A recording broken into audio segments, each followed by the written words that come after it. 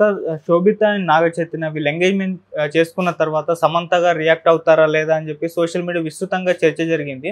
అయితే ఇప్పుడు సమంత గారికి చెందిన ఒక వీడియో సోషల్ మీడియాలో వైరల్ అవుతుంది. ఆమె ఏడుస్తూ అది ఎంగేజ్మెంట్ పట్ల రియాక్ట్ అయినట్టుగా చెప్తున్నారు. మరి నిజంగా సమంత గారు ఇది ఎంగేజ్మెంట్ తర్వాతే పెట్టారు, అంతకు ముందు వీడియోనా, అసలు ఆమె ఏ విధంగా రియాక్ట్ అయ్యారు?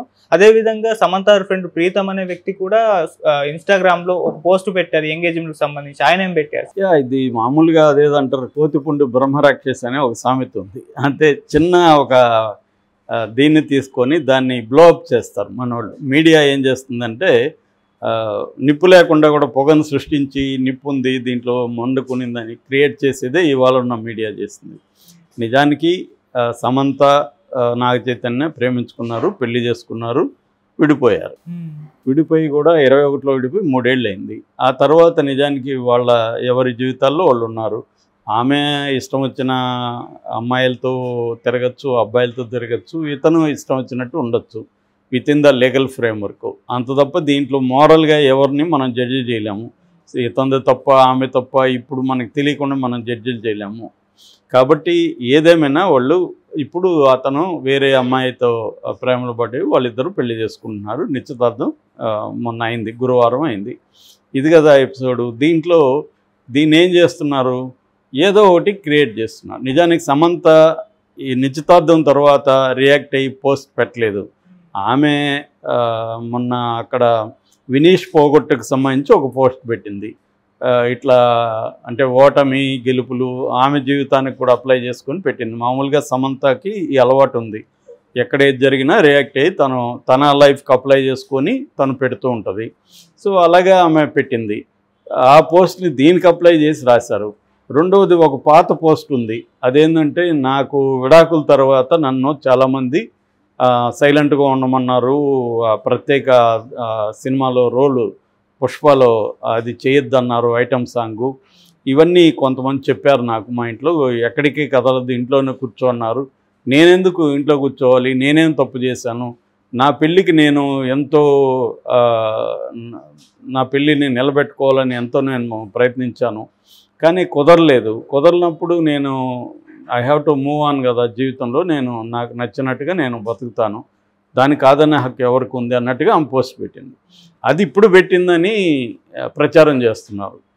ప్రచారం చేసి నా హృదయం మొక్కలైందని, లేకపోతే ఇలా శోభిత అనే మేమిద్దరం విడిపోవడానికి కారణము వీళ్ళిద్దరూ ఎప్పటి నుంచో 6 ఏళ్ళ నుంచి వీళ్ళిద్దరికి పరిచయం ఉంది, ఇలాగా ఒక స్టోరీ అల్లేసి చెప్తున్నాను. నిన్న నాగార్జున కూడా ఒక వెబ్సైట్కి ఇంటర్వ్యూ ఇచ్చినప్పుడు శోభిత నాగ చైతన్య 2 ఏళ్ళ నుంచే వాళ్ళకి పరిచయము, నాకు ఆ అమ్మాయి 6 ఏళ్ళ నుంచి పరిచయము, గూఢాచారి సినిమా అప్పటి నుంచే పరిచయం నాకు ఆ అమ్మాయి అని అతను చెప్తున్నాడు. ఎప్పుడు పరిచయం ఏంటి అనేది మనకి తెలియదు. పెళ్ళికి ముందే పరిచయం. ఇప్పుడు ఒక వెర్షన్ ఏం వస్తూ ఉందంటే అసలు వీళ్ళిద్దరూ విడిపోవడానికి శోభిత కారణం, శోభితతో ఇతను లవ్ అఫైర్ స్టార్ట్ చేశాడు, అది ఆమెకి నచ్చకుండా వెళ్ళిపోయింది అనేది ఇప్పుడు వస్తున్న ఇది. ఎందుకంటే సడన్గా అందరూ ఎందుకనో, ముఖ్యంగా మిడిల్ క్లాస్ ఫ్యామిలీస్ కావచ్చు, విమెన్ కావచ్చు, సమంత వైపు, సమంత విక్టిమ్ అని, శోభిత ఇప్పుడు శోభిత వల్లే శోభిత వీళ్ళ కుటుంబంలో చిచ్చు పెట్టి ఇప్పుడు ఆ ప్లేస్లోకి వచ్చింది అన్నట్టుగా ఒక నేరేటివ్. ఎవరికేమీ తెలియదు. ఇక్కడ తెలియకపోయినా కూడా ఎవరి పాటికి నేను ఫేస్బుక్లో కూడా చాలా పోస్టులు చూశాను. సమంత విక్టిమ్ అని, సమంత ఫోటోలు తీయడం, సమంత ఇతను ఉన్నప్పుడు తీయడం. వాళ్ళిద్దరూ వద్దనుకోని కదా విడిపోయారు, మరి మనకేం సంబంధం? వాళ్ళిద్దరూ వద్దనుకోని విడిపోయినాక అది వాళ్ళిద్దరూ మ్యూచువల్ డైవర్సే కదా. ఆమె ఏమన్నా కంటెస్ట్ చేసిందా, విడాకులు వద్దని చెప్పిందా? ఇద్దరు కలిసి మ్యూచువల్గా చేసుకున్నారు. అఫిషియల్గా కారణాలు ఇద్దరు బయట చెప్పొద్దు అనుకున్నారు. మేబీ ఇరువైపులా ఇబ్బందులు ఉండొచ్చు, ఇరువైపులా కంపాటబిలిటీ ఇష్యూస్ ఉండొచ్చు. ఆమె వేరే వీళ్ళకి నచ్చని పనులు ఆమె చేయొచ్చు, ఆమెకు నచ్చని పనులు ఇతను చేసి ఉండొచ్చు. అది వ్యక్తులతో సంబంధాలు కావచ్చు, కెరియర్ పరంగా కావచ్చు, ఏమైనా కావచ్చు. కాబట్టి ఇక్కడ మనం స్పెక్యులేట్ చేసి మన స్పెక్యులేషన్ ట్రూత్ లాగా చెప్పి ఆ ట్రూత్ మనం ఇంటర్ప్రెట్ చేసి మనం ఏదో సత్యులు అయినట్టుగా వాళ్ళ గురించి మనం జడ్జిమెంట్లు చెప్పి అయ్యో సమంత నువ్వు ఇది, సమంత నువ్వు అది అని చాలామంది ఫెమినిస్టులు కూడా చూశాను పోస్టులు. ఇదంతా కూడా ఒక రకమైన మూర్ఖత్వం తప్ప ఏమి. ఎవరికి తెలుసు శోభిత ఎప్పుడు పరిచయం అయిందో ఎవరైనా చూసారా? ఇక్కడ సమంత చెప్పిందా శోభిత వల్లనే విడిపోయామని? ఏమీ లేదు కదా. మరి శోభితను ఎందుకు విలనం చేస్తున్నారు? శోభిత అనే అమ్మాయి తనకి ఎప్పుడు పరిచయం అయింది, ఎప్పుడు ప్రేమలో పడ్డారో ఎవరికి తెలియదు. సో తెలియనప్పుడు నాగార్జున చెప్పింది అంటే 2 ఏళ్ళు అయింది వాళ్ళిద్దరు ఇదని. మనకు అంతకుముందు నుంచి కూడా ఎక్కడ ఫోటోలు లీక్ కానీ వీళ్ళిద్దరు కలిసి ఉన్నట్టు కూడా ఎక్కడా లేదు. 2 ఏళ్ళ నుంచే మనకు కూడా ఫోటోలు అవి రావడం అవన్నీ కనిపిస్తున్నాయి. ఇండస్ట్రీలో కూడా అంతకుముందు ఇప్పటికీ చాలామందికి శోభిత ఎవరు తెలియదు. ఈమె వచ్చేవరకు శోభిత అంటే ఎవరు రెగ్యులర్ సినిమాలు చూసే వాళ్ళకి కూడా తెలియదు. ఎందుకంటే ఈమె ఏ సినిమాలో కూడా పెద్ద ఫోకస్ కాలేదు. కాబట్టి శోభిత వ్యక్తిం అని చెప్పలేము. అట్ ద సేమ్ టైం ఇంకొక ప్రీతం జవాల్కర్ అని అతను స్టైలిస్ట్, హెయిర్ స్టైలిస్టు అవంతా సమంతకి. యాక్చువల్గా అతనికి ఈమెకి రిలేషన్షిప్ ఉంది అందుకని విడిపోయారని కూడా అప్పట్లో నాగార్జున అభిమానులు ట్వీట్లు అవి చేశారు. ఎందుకంటే వాళ్ళిద్దరూ చాలా క్లోజ్గా ఉన్న ఫోటోలు రిలీజ్ అయినాయి అప్పట్లోనే. ఆ తర్వాత ఈ ప్రీతం జవాల్కర్ అని అతను గే అని, అతనికి ఈమెకేమి అఫైర్లు ఉండే ఛాన్స్ లేదు, అతను గే కాబట్టి అని అతను క్లోజ్ ఫ్రెండ్ చాలామందికి అనే వార్త వచ్చింది. ఏదేమైనా అతను ఇప్పుడు ఒక పోస్ట్ పెట్టాడు. అదేంటంటే కంగ్రాట్స్ పతిత అని పెట్టాడు. వాడు విచిత్రంగా పెట్టాడు. కంగ్రాట్స్ పతిత, రహస్యాలు అబద్ధాలు ఎల్లకాలం దాగు అట్లాడేది ఒక మిస్టికల్గా పెట్టాడు. మరి ఎవరిని ఉద్దేశించి పెట్టాడంటే ఈమెనే ఉద్దేశించి పెట్టాడని ఒక నడుస్తుంది. శోభితనే అంటే శోభిత ఉద్దేశించి పెట్టాడు. శోభిత తనకు ముందుగానే అఫైర్లు ఉన్నాయి, దానివల్లే విడిపోయినారని. సో ఇవాళ ఇవన్నీ కామన్. ఇవాళ ఉన్న యూత్లో ఇద్దరు ప్రేమించి పెళ్లి చేసుకున్నాక వాళ్ళు ఒకరితో ఒకరే జీవితాంతం కలిసి ఉండాలనే పరిస్థితి లేదు ఇవాళ. ఎందుకంటే వాళ్ళకి అఫైర్లు పెళ్ళికి ముందు ఉంటాయి, అవి కంటిన్యూ అవుతాయి, పెళ్లి తర్వాత కూడా అఫైర్లు ఏర్పడుతున్నాయి, మల్టిపుల్ రిలేషన్షిప్స్ ఉన్నాయి. ఇవన్నీ ఇవాళ ఉన్న లైఫ్లో ఇవి అందరికీ చాలామంది కామన్. ఇది దీన్ని ఎలా డీల్ చేసుకుని ముందుకెళ్ళాలనేదే వాళ్ళు ఎవరికి వాళ్ళు ఆలోచించుకోవాలి.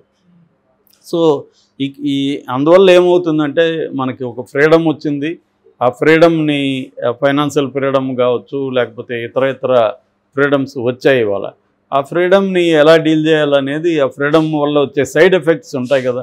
నువ్వు నా ఇష్టం, నాకు 5 మందితో అఫైర్లు పెట్టుకోవాలనిపిస్తూ ఉంది, 5 మందితో నేను పెట్టుకుంటానన్నప్పుడు ఒకరు పర్మనెంట్గా కావాలనుకున్నప్పుడు మళ్ళీ క్రైసిస్ వస్తుంది. నువ్వు ఎవరు పర్మనెంట్గా వద్దు, నా ఇష్టం, నేను 5 కాకపోతే 10 మందితో పెట్టుకుంటాను అంటే అది వేరే రకమైన ఇష్యూస్ వస్తాయి. దాంట్లో కూడా రావనేం లేదు. ఎందుకంటే హ్యూమన్ బీయింగ్స్ బేసిక్గా ఇర్రేషనల్గా ఉంటారు, ఎమోషనల్గా రియాక్ట్ అవుతారు, లాజిక్ని రీజన్ని ఫాలో గారు.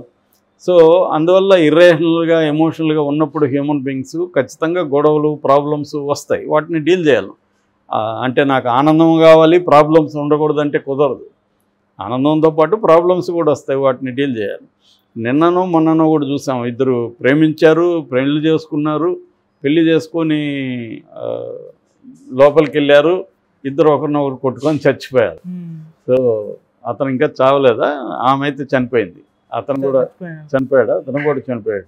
సో మరి వాళ్ళిద్దరూ ప్రేమించుకున్నారు కర్ణాటకలో. సో ఇట్లాంటివి చాలా చూస్తున్నాం. ఎందుకంటే ఇప్పుడున్న టఫ్ సిచ్యువేషన్ అబ్బాయిలకి అమ్మాయిలకి ఇద్దరికీ ఉంది. సో దీంట్లో మనం గబుక్కన ఒకరి వైపు సైడ్ తీసుకునే పరిస్థితి లేదు. కాబట్టి అలాగా సమంత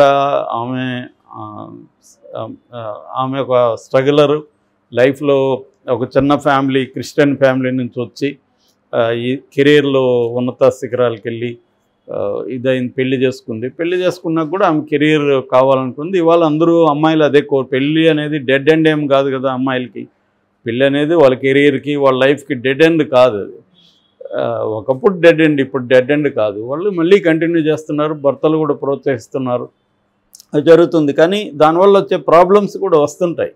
సో అలాగా వాళ్ళు వచ్చినప్పుడు దాన్ని సార్ట్అవుట్ చేసుకొని కూడా కంటిన్యూ చేద్దామని కొంతమంది అనుకోవచ్చు, లేదు మనకు కుదరదు అని విడిపోయి ఉండొచ్చు. విడిపోవడం అంత ఈజీ కాదు కదా, ఇద్దరికీ ఇబ్బందులు ఉంటాయి. ఎక్కువ విమెన్ ఖచ్చితంగా విడిపోయినప్పుడు ఎక్కువ కష్టాలు ఎక్కువ విమెన్కి ఉంటాయి జనరల్గా. పర్టికులర్ కేసులో అబ్బాయిలకు కూడా కొంత ఇబ్బందులు ఉండొచ్చు. జనరల్గా అయితే విడిపోయిన ఉమెన్, సింగిల్ ఉమెన్కి ఎక్కువ ఇబ్బందులు ఉంటాయి. ముఖ్యంగా పిల్లలు ఉంటే సింగిల్ పేరెంట్కి చాలా కష్టాలు ఉంటాయి. కాబట్టి ఈ యాంగిల్లో చూసుకున్నప్పుడు ఇది 4 రోజులు మీడియా హడావిడి తప్ప దీంట్లో అంతకంటే